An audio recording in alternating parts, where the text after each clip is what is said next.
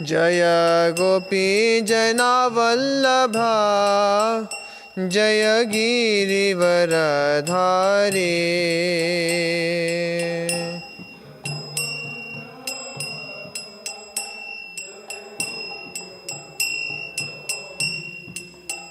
जय यशोदानन्दना जय व्रज जनरञ्जना।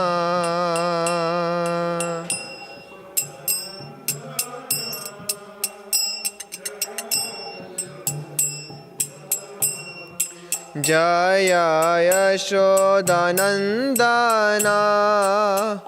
जय व्रज जनरञ्जना।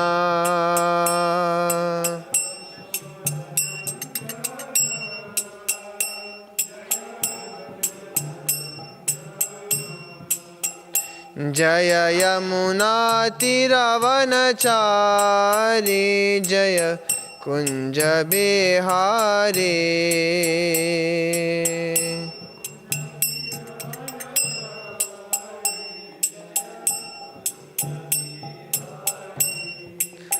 जय यमुना तीरवनचारी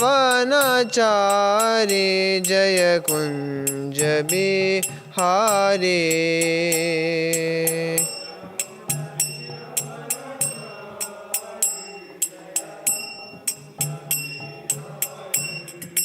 जय राधा माधव जय कुंज बिहारी।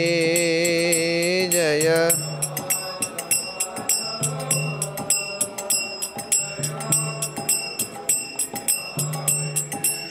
जय राधा माधव जय कुंज बिहारी। जय राधा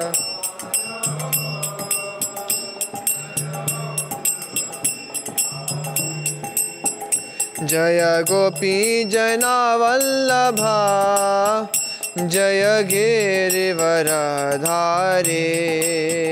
जय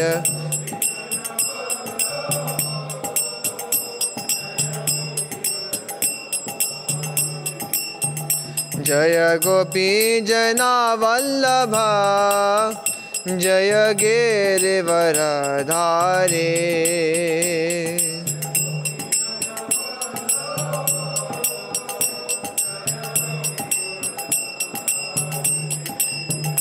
जय यशोदानन्दना जय व्रज जनरञ्जना।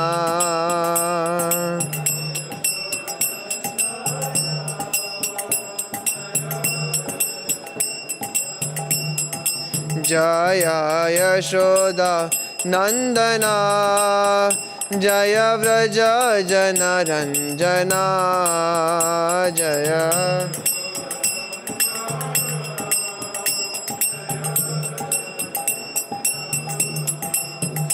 जय यमुना तीरवनचारी जय कुंज बिहारी।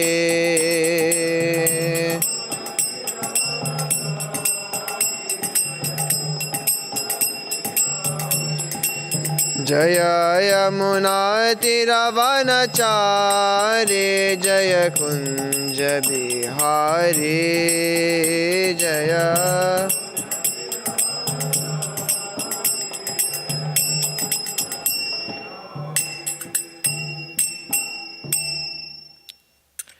जय ओम विष्णुपाद परमहंस परिव्राजकाचार्य स्तोत्र शत Shri Srimad his divine grace Abhayacharanaravinda Bhaktivedanta Swami Srila Prabhupada की अनंत कोटि वैष्णव वृंद की नामाचार्य श्री हरिदास ठाकुर की ग्रंथराज श्रीमद् भागवतम की श्री श्री राधा गोविंद देव की श्री श्री गौणिताय की श्री श्री जगन्नाथ बलदेव सुभद्रा महारानी की श्रील प्रभुपाद की ताई गौर प्रेमानंदे। ओम नमो भगवते वासुदेवाय। ओम नमो भगवते वासुदेवाय। ओम नमो भगवते वासुदेवाय। नारायणं नमस्कृत्य नरं चैव नरोत्तमं देवीं सरस्वतीं व्यासं ततो जयमुदीरयेत्।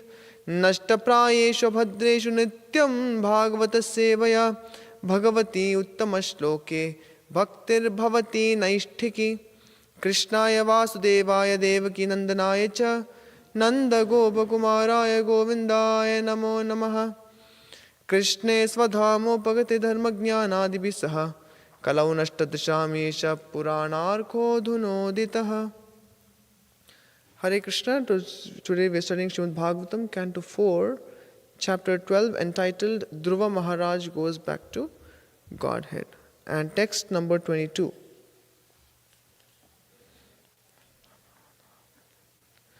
Tam Krishna Pada Bhinivishta Chetasam Baddhanjalim Prashrayanam Rakandharam Sunandananda Upasritya Sasmitam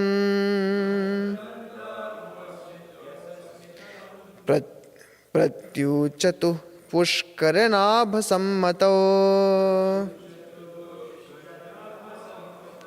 Tam Krishna Pada Bhinivishta Chetasam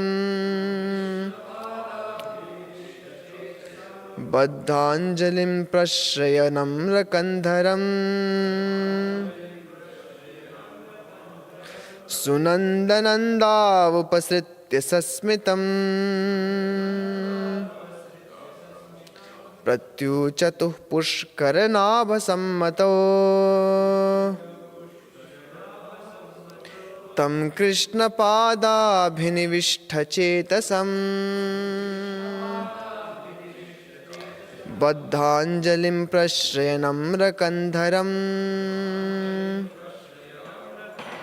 Sunandananda Upasritya Sasmitam Pratyuchatuh Pushkaranabhasammato.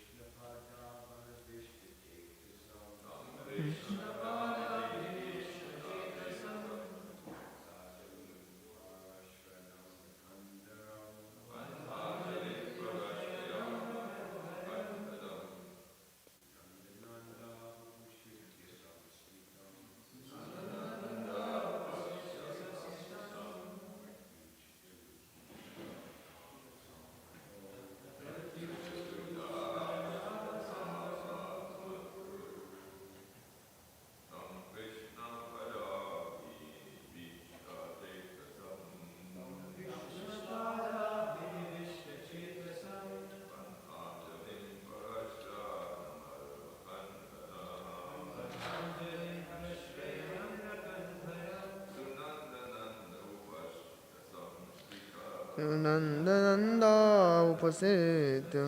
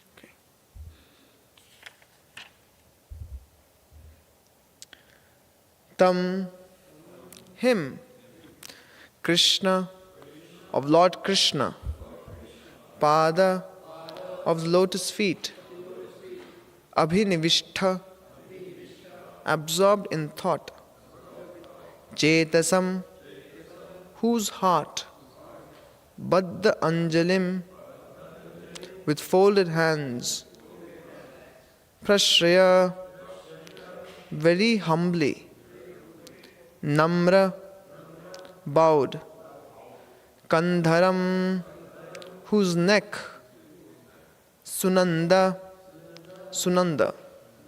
Nandau, and Nanda, Upasritya, approaching, Sasmitam, smilingly, Pratyuchatuhu, addressed, Pushkaranabha, of Lord Vishnu, who has lotus navel, Sammatau, confidential servants. Translation purport by His Divine Grace is Bhaktivedanta Swami Srila Prabhupada ki jai. Translation: Dhruva Maharaj was always absorbed in thinking of the lotus feet of Lord Krishna. His heart was full with Krishna. When the two confidential servants of the Supreme Lord, who were named Nanda and Sunanda, approached him, smiling happily, Dhruva stood with folded hands, bowing humbly. They then addressed him as follows. Purport: in this verse, the word Pushkaranava Sammatau is significant. Krishna or Lord Vishnu is known for his lotus eyes, lotus navel, lotus feet, and lotus palms. Here he is called Pushkaranabha, which means the Supreme Personality of Godhead who has a lotus navel. And Sammatau means two confidential or very obedient servants. The materialistic way of life differs from the spiritual way of life in that one is disobedience and the other is obedience to the will of the Supreme Lord. The living entities are part and parcel of the Supreme Lord, and they are supposed to be always agreeable to the order of the Supreme Person. That is perfect oneness. In the Vaikuntha world, all the living entities are in oneness with the Supreme Godhead because they never defy His orders. Here in the material world, however, they are not sammata, agreeable, but always asammata, disagreeable.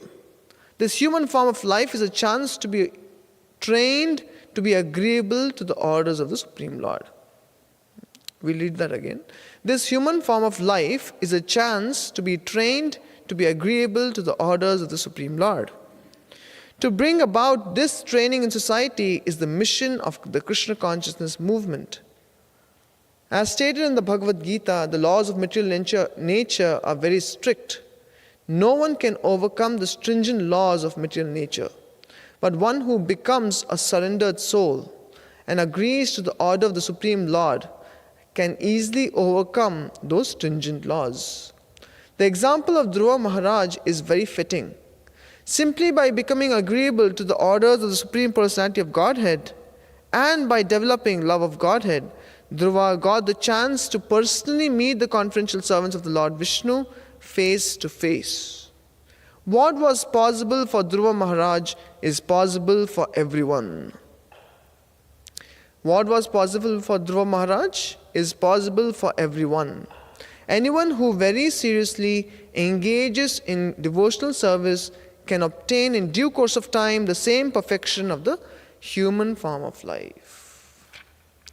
Om Ajnanatimirandasya Jnananjana Shalakaya Chakshurun Militam Yena Tasmai Shri Gurave Namaha Shri Chaitanya Manobhishtam Stapitam Yena Bhutale Swayam Rupa Kadamayyam Dadati Swapadantikam Vandeham Shri Guroho Shri Yuta Padakamalam Shri Gurun Vaishnavamscha Shri Rupam Sagrajatam Sahagana Raghunathanvitam Tam Sajivam Sadvaitam Savadhutam Parijana Sahitam Krishna Chaitanya Devam Shri Radha Krishna Padan Sahagana Lalita Shri Vishakhanvitamscha Nama Om Vishnupadaya Krishna Pristhaya Bhutale Srimate Bhaktivedanta Swamin Niti Namine Namaste Saraswate Devi Gauravani Pracharine Nirvishesha Shunyavadi Paschatya Deshatarine Namo Mahavadanyaya Krishna Prema Pradayate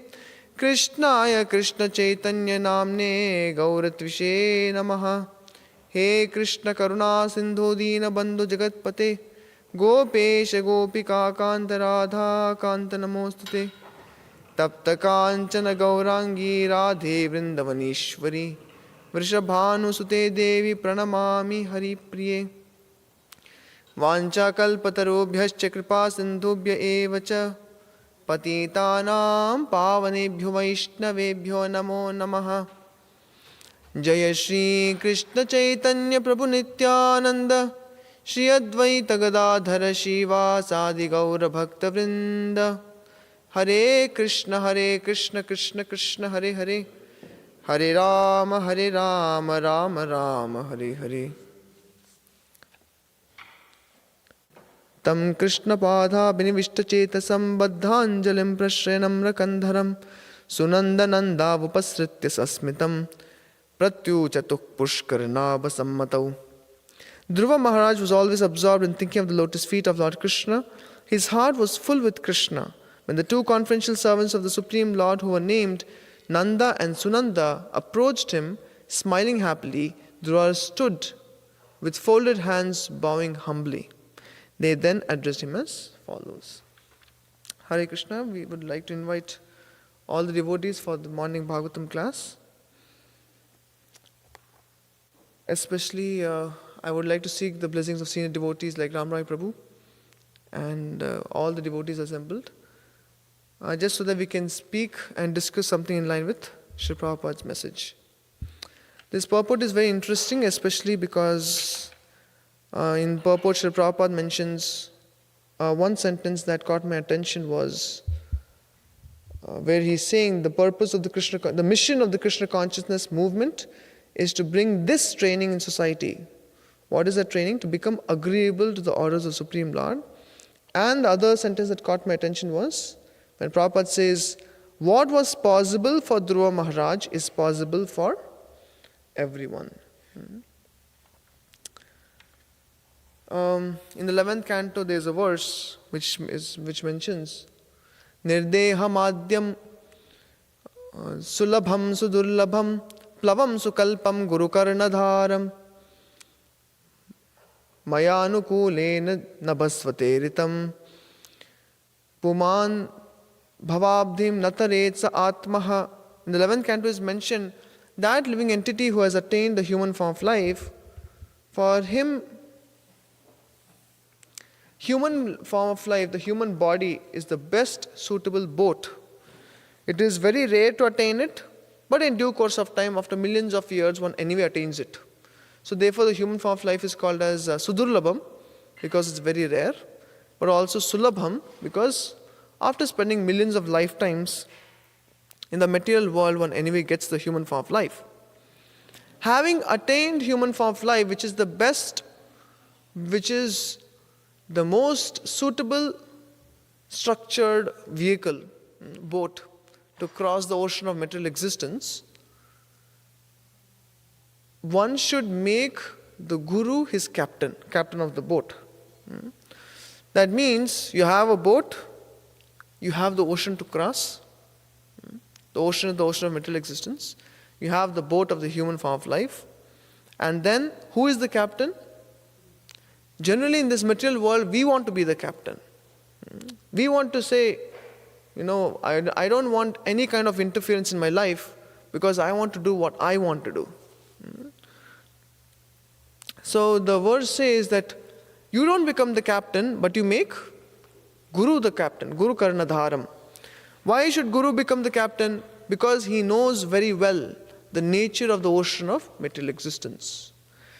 In the ocean of material existence, the obstacle that comes up, the living entities can get bewildered by those obstacles, and therefore the Guru, who is the most expert captain, he has to guide the living entity out of this material world or across the ocean of material existence. And for a sincere living entity, Krishna also sends favorable winds. Like Krishna sends the holy name, Krishna sends the Bhagavad Gita, Krishna sends the association of devotees, Krishna sends the holy rivers, Krishna sends the holy dhams, Krishna sends holy prasadam, and so on and so forth. This is all mayanukulena nabhasvateritam. Krishna is sending us favorable winds, just so that the boat can even better ply on the in the right direction across the ocean of material existence. But the last line mentions, Puman bhavabdim nattaretsa atmaha. That person who, having attained all these benefits, a human form of life, a capable guru, the favorable winds of the Supreme Lord, having attained all of this, one who does not take advantage to cross the ocean of material existence, he is termed as Atmaha. Atmaha means killer of the soul. So therefore, the human form of life is meant for this very purpose. Prabhupada mentions, anyone who very seriously engages in devotional service can obtain in due course of time the same perfection. This same perfection what Dhruva is obtaining, going back home, back to Godhead. And this is the perfection of human form of life. So in the purport, Srila Prabhupada talks mainly about, he focuses on sammatau. See, in the verse today, it is mentioned Pushkaranabha Sammatau. The Supreme Lord is termed as Pushkaranabha. Everything about the Supreme Lord is lotus-like.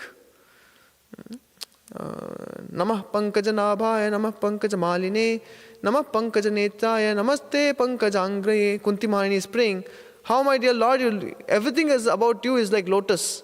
Your eyes are like lotus petal-like, very beautiful, huge, large, and pinkish. You are wearing a garland of lotus flowers.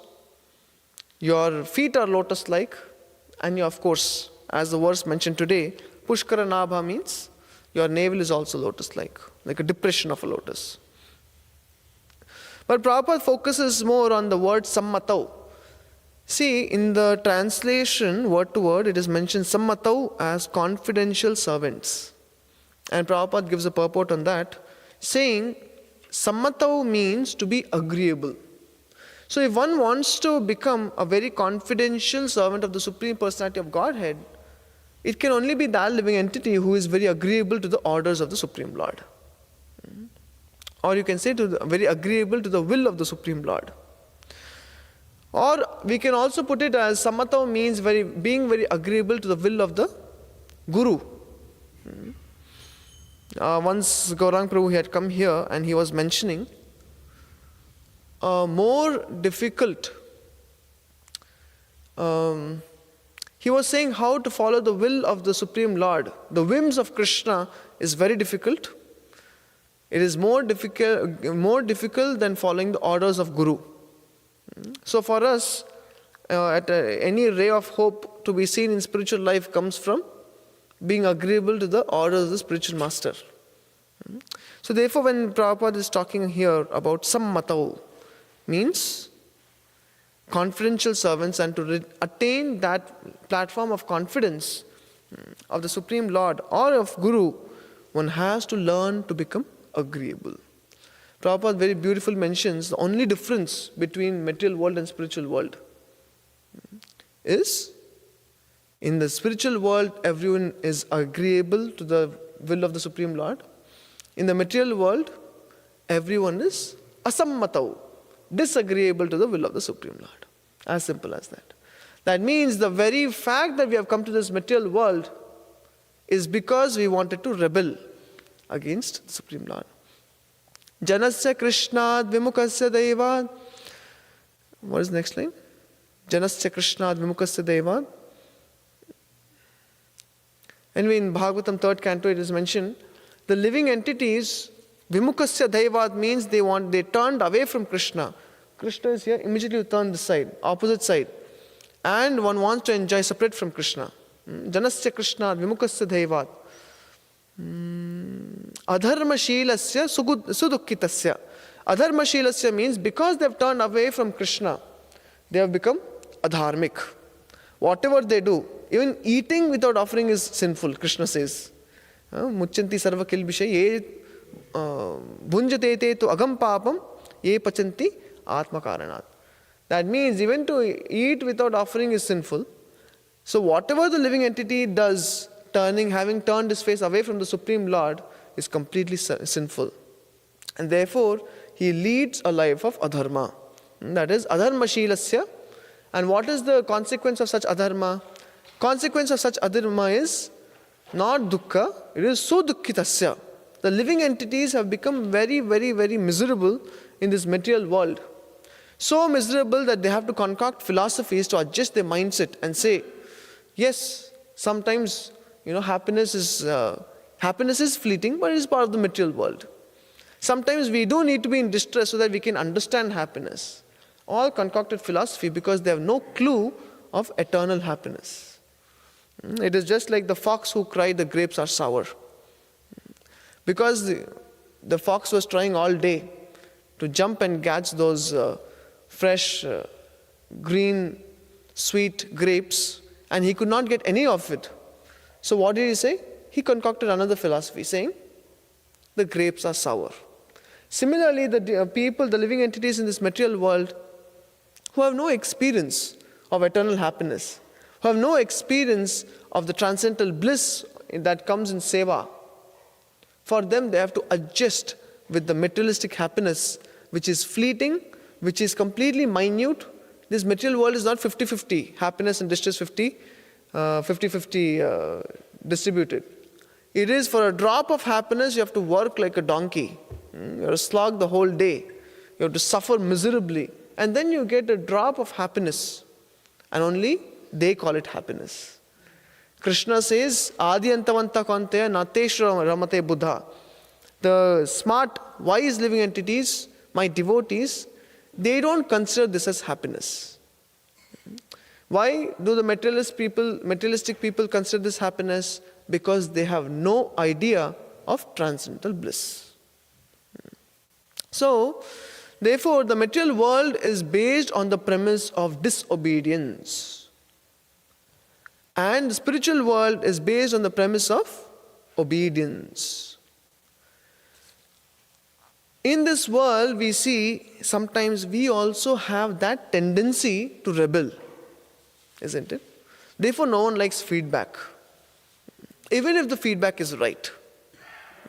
Even if someone says, Prabhu, your cooking is very good, but maybe little salt, if you would have added a bit more, it would have been better. Even that feedback we cannot take it, even if it is true. Why not? Because one has become highly disobedient. The tendency to rebel has become so intrinsic that he cannot respond to this, to any situation in this world without any kind of disobedience, without rebel. He has to rebel.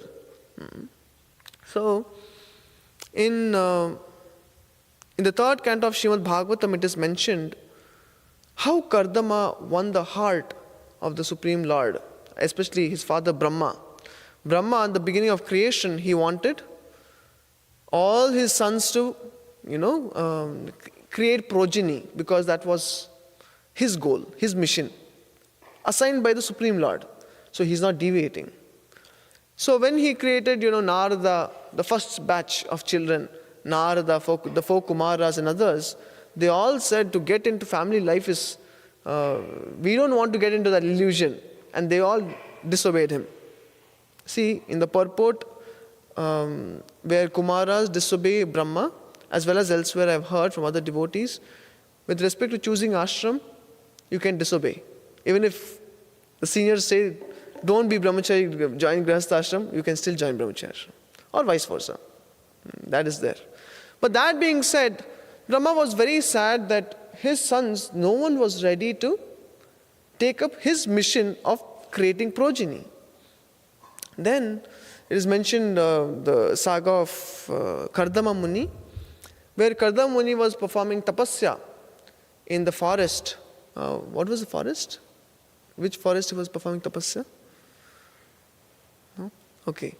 It is very famous. That's where the Bindu Sarovar comes later because of Lord's tears. So he was performing such intense devotional service that the Supreme Lord immediately appeared there. And at that time, Kardama was inspired in heart to ask for marriage. Some devotees say, how is it that Kardama, having performed pure bhakti, devotional service to the Lord for such a long time, intense tapasya, how is it that he still maintained a desire for something material like marriage life? Some senior devotees say it is not that he was still afflicted by sex desire, because that actually defeats the potency of bhakti. But he wanted to do it to please Brahma, his father, who is trying to fulfill the mission of the Lord. With that pure intention, he wanted to get married. What is the proof? Proof is after he got married, he went to tapasya. And before he married, as he was entering marriage, he said, I'm going to take sannyas. So he clearly stated his terms. So he was not in any kind of illusion, Kardama Muni. So when Brahma learned that he was ready to get into marriage life, Brahma was very, very happy. And the verse is mentioned when Brahma asked Kardama to get married. The terms used there are Bhadam iti anumanyeta. Bhadam iti, Prabhupada translates as yes sir. That's called obedience. Brahma came in front of him. He said, you're performing such nice devotional service. Why don't you get married?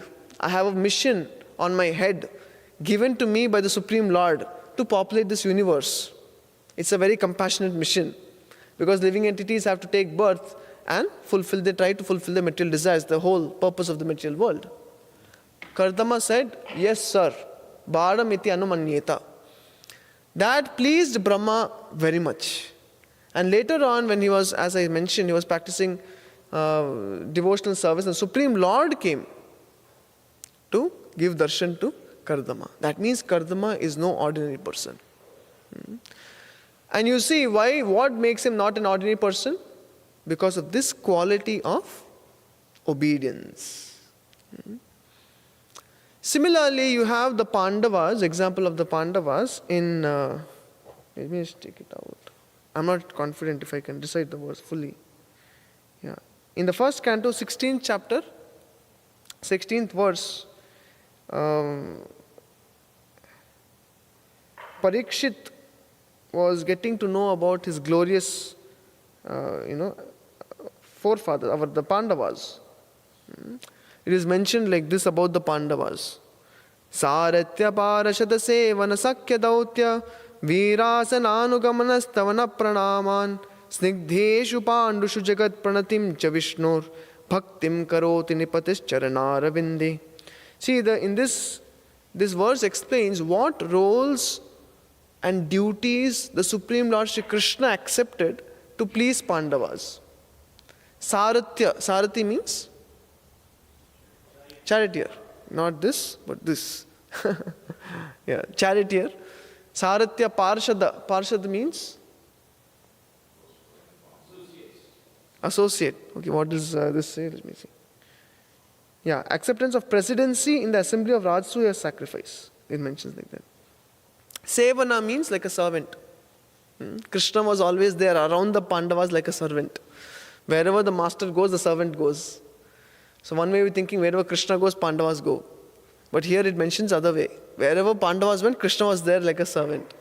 Sevana Sakhya. Sakhya means friendship. Dautya. Dautya means? Yeah, correct. Messenger. Dautya. Virasana means? It is, It says it's a post of a watchman with a drawn sword at night. Virasana anugamana, following in the footsteps. Stavana pranaman. He was following the Pandavas, offering glorification to the Pandavas. Why is Krishna so subservient to the Pandavas? Yes? They are devotees. The words mentioned here are snigdeshu pandushu jagatim pranatim cha Vishnu. Jagat pranatim cha Vishnu. That means Snigdeshu means very intense attachment. Snigdeshu. And Prabhupada translates it as malleable to the will of the Lord. Because the Pandavas were so malleable to the will of the Lord, in English what does malleability mean? Flexibility? Okay. You use for? Okay, according to condition. Okay. But according to how you want. Correct, no? Malleability. A metal is said to be very malleable to the degree it can be changed according to how you want it to be. So the Pandavas, they were completely malleable to the will of the Lord. That is Snigdeshu translation, Prabhupada translation. Snigdeshu, Pandushu, Jagat Pranitim cha Vishnur. And therefore the Pandavas were glorified. They became very exalted. Why? Because they were malleable. They were ready to accept the Lord's will. Just as Krishna tells Arjuna, Yatha ichasi tatha kuru. After speaking the entire Bhagavad Gita, giving his teachings for 1 hour, say you counseling someone for 1 hour, do you have the inner strength to say, Yatha ichasi tatha kuru? Do as you like now, I have done my duty. No, more we actually speak and counsel people, if we spend more the time we spend on people, more we expect that they follow what we are saying. If they don't follow, we'd rather say, don't waste my time, if you're not going to listen to me. But Krishna is very detached. Krishna told Arjuna, Yatha ichasi tatha kuru. What does Arjuna reply? Karishye vachanam tava. I am ready to fulfill your will. Thy will be done, not my will. So that is the glory of the Pandavas. See? Obedience, isn't it? So this is the difference between obedience, which is premise for spiritual life, and disobedience, which is the premise for material life.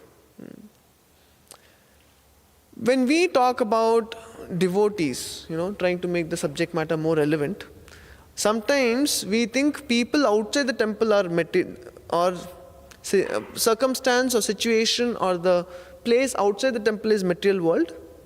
Place inside the temple is spiritual world. That's all right. But it is still not to the point where Prabhupada says, even if inside the temple one is disobedient, then he is in a very materialistic consciousness.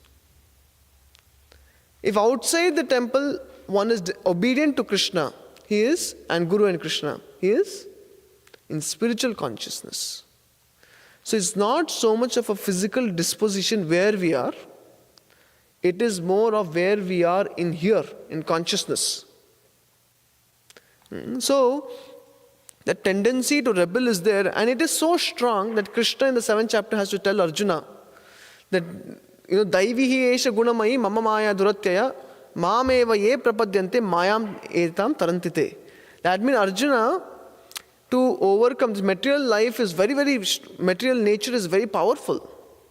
To overcome that nature, or you can say in other words, to overcome the tendency to rebel, is so strong that if you overcome, you can reach Krishna. Does that make sense? What is material nature? When Krishna is saying, Daiviyesha gunamayi mamamaya duratyaya, what is so difficult? Material nature is difficult, what does that mean? That means the hold of material nature on the living entity is very powerful. And when the material nature is, she is holding the living entity in her grasp, in her clutches, how does she do that? Any idea? Okay. Okay, we have those. Okay, so she gives us what we want. Thank you.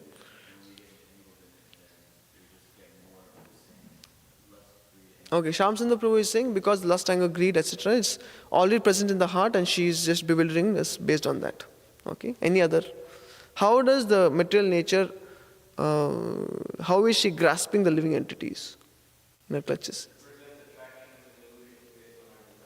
Okay, presence, Prabhu Vishnu Prabhu is saying presence, attractions and illusions based on our own desires. Similar to what Prabhu said.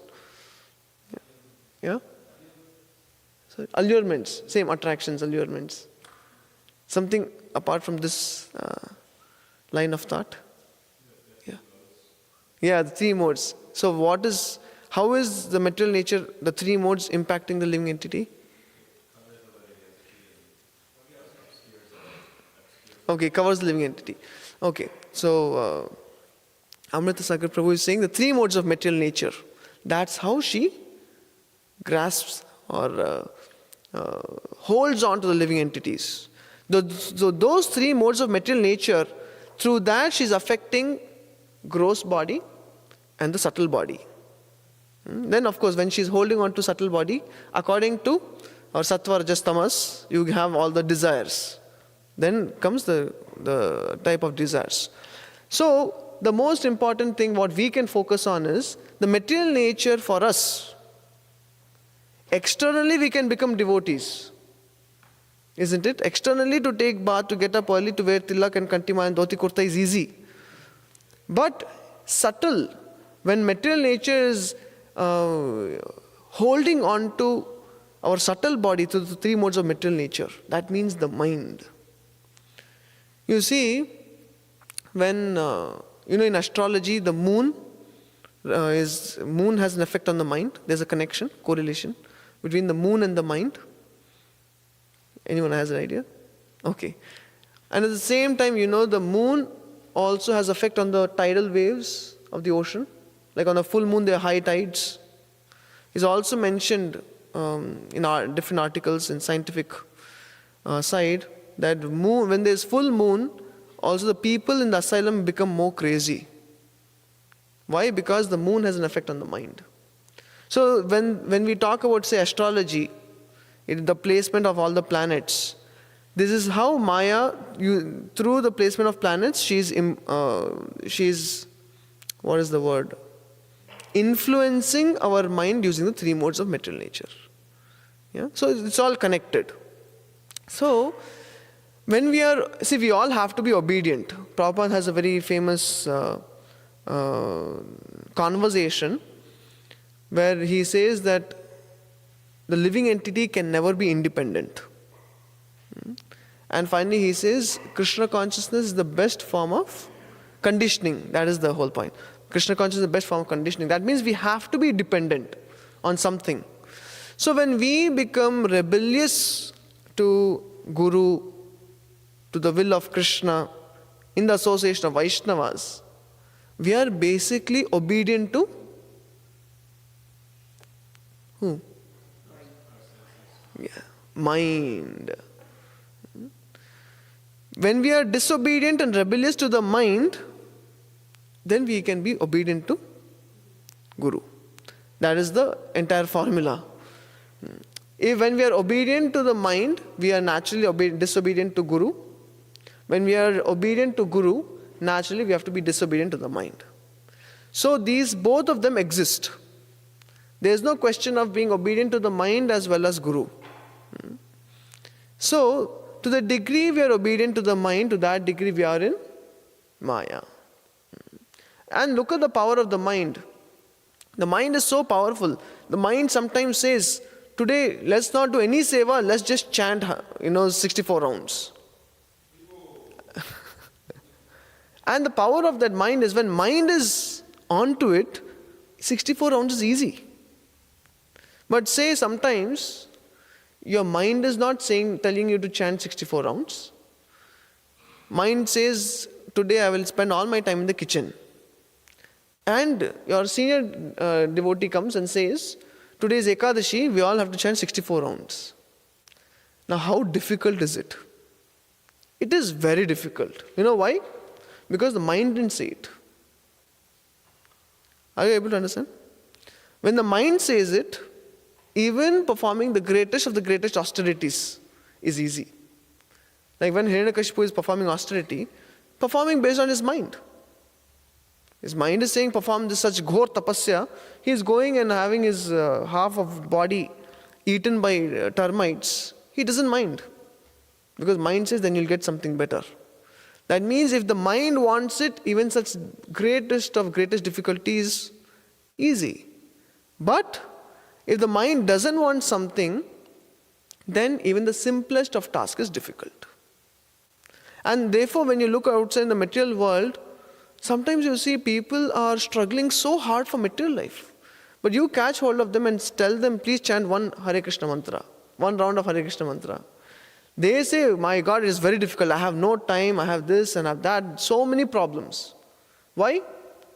Because they are very obedient, not to you but to the mind. That means they are in material world. Isn't it? So therefore, for the devotees, we have to become obedient to Guru, to the society of Vaishnavas, to Krishna, gradually to Krishna. And more we are obedient to Guru and Krishna, more we are in Krishna consciousness. That is a spiritual world for us. And you will see the examples of even the gopis in Vrindavan. When the gopis, they heard the flute of Krishna in the middle of the night, they did not even care for all the social customs which are very prevalent at that time. Today, even if a woman goes at midnight and comes back tomorrow morning, no one is going to question, as long as she comes back. But back in the day, it was completely different. And the gopis have no fear. They are saying, we left our fathers and husbands and relatives and brothers just to meet you, Krishna. Why? Because your flute called us. Immediately they were obedient. So that is following the whims of Krishna. Krishna can call you in the middle of the night. Can you get up? The gopis got up, or they were ready to go out. If Krishna calls us in the middle of the night, that means some seva comes in the middle of the night. We'll say, no Prabhu, I need to take my rest from 9 to 4. After 4, before 9 was okay. And after 7, after my japa, then everything is okay. The point is that to follow along the whims of Krishna is very difficult. It is not easy. Therefore, the gopis are held at the highest pedestal of devotion. Whereas, to follow the whims of one's mind is very, very easy. And therefore, such people are called as materialistic people. Therefore, Prabhupada is mentioning here in this purport that Krishna consciousness movement, the whole purpose is we want to train people in becoming obedient. And obedience is so vital for all the devotees. And this is the Vedic training, Brahmachari training. Brahmachari Gurukule Vasandanto Guror Hitam. The Brahmachari joins the Gurukul of the Guru, where he serves the Guru. The Vasandanta means as a menial servant. Vasan means to stay. Danta means like a menial servant. For what pleasure? For whose pleasure? For Guru's pleasure. Guru or Hitam. That is Brahmachari. If the Guru says, Prabhupada says in one lecture, if the Guru forgets to tell the disciples to eat, that is, the disciples have to fast. This level of obedience is the training given in Vedic times. Such a Brahmachari, when he enters Grihastha Ashrama, he becomes very strong Grihastha. That means Brahmachari Ashrama is meant for everyone. Everyone has to lead or live in a Brahmachari ashram. Get training. The training is the aspect. The wearing saffron, being shaven-headed is not the part. That's not the point. The point is being in a place where the training is available. And Prabhupada is saying this is the mission of the Krishna consciousness movement. That we want to train the individuals in becoming obedient. Why? By being in this material world for lifetime after lifetime, we have only learned to become rebellious to God. Because of which we have only earned sudukkitasya, lot of pain, lot of misery, and we are in great distress.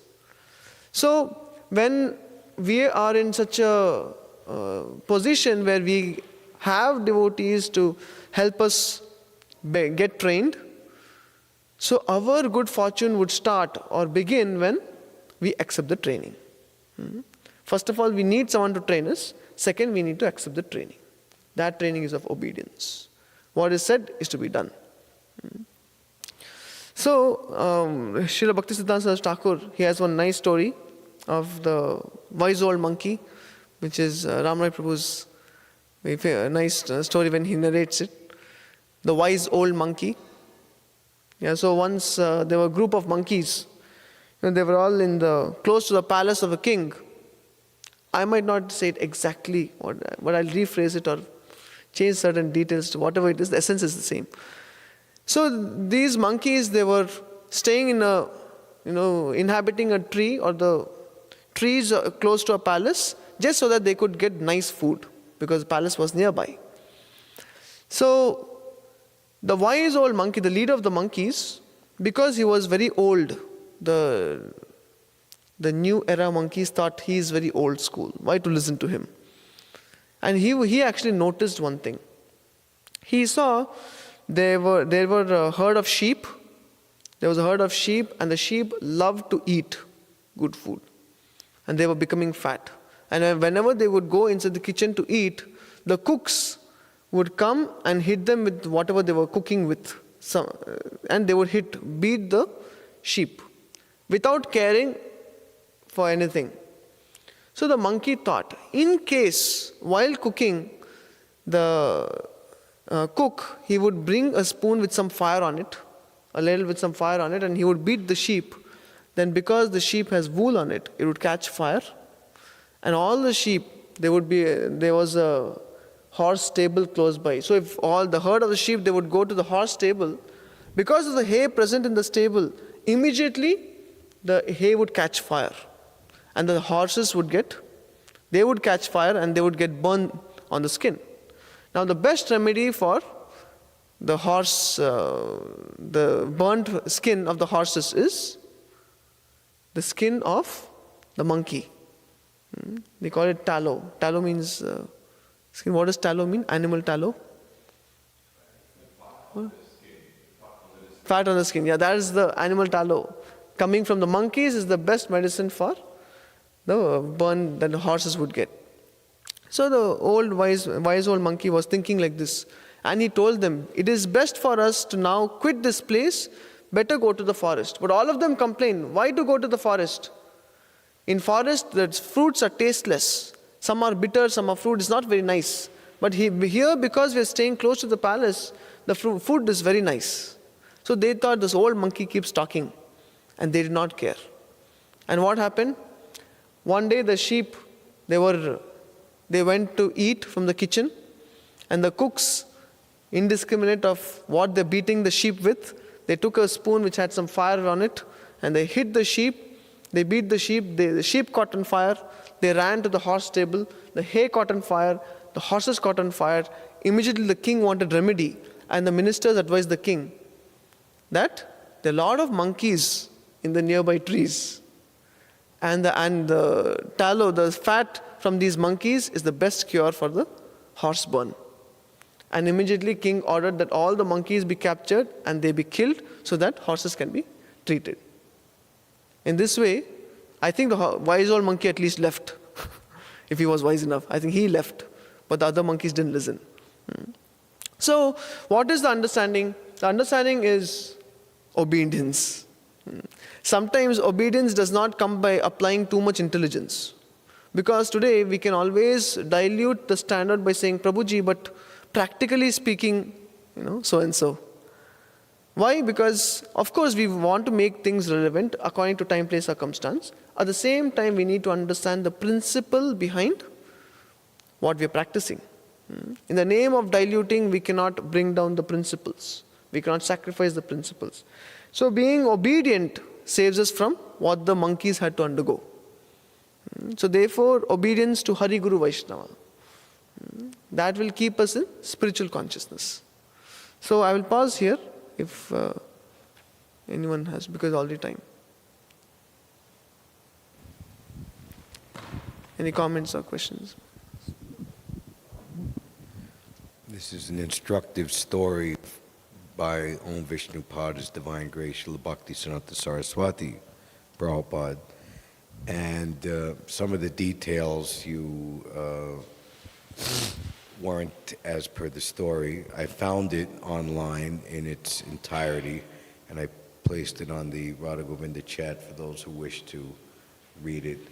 But Srila Bhaktisiddhanta gives a purport to the story, which I think we can hear the moral of this story, as narrated by Srila Bhaktisiddhanta Saraswati Thakur, is that anyone who faithfully follows the instructions of his spiritual master and unflinchingly engages himself in devotional service to the Supreme Lord will certainly attain his ultimate welfare.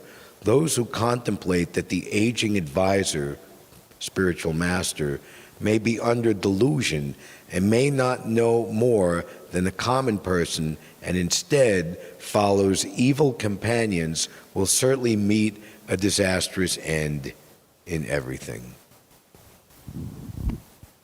Thank you, Prabhu.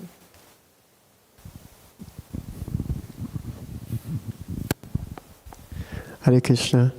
I recently heard another story that it was shared. Gaur Govinda Maharaj disciple shared it while I was at Govardhan, and she was relaying it very nicely. That Gaur Govinda Maharaj would often say this story of how there was once a king passing through, and I'm just going to tell it very briefly. And there was a lake, and for the king ordered, there was a lot of cows, and he said, and a lot of farmers in that area, and he said, I want this whole lake to be filled with milk, actually. With milk. So the king, he ordered, by tomorrow, everybody milk your cows and fill this lake with milk. And so one farmer thought, why does the king want that? You know? And he thought, I don't want to waste my milk. Let me just put some water. He won't notice if I just put a little water. He won't be able to tell the difference. And just as one farmer thought that, another farmer saw him putting water in the lake and followed the same path. Thought, oh, this farmer's not wasting his milk. I'm not going to waste my milk either.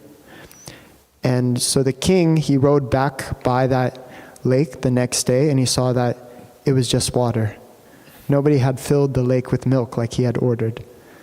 So this point of how our Krishna consciousness can become diluted when we disobey the orders of our spiritual authorities. Thank you. Hare Krishna. Very nice.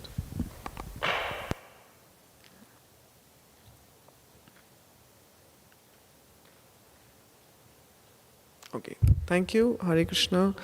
Grantha Srimad Bhagavatam ki Srila Prabhupada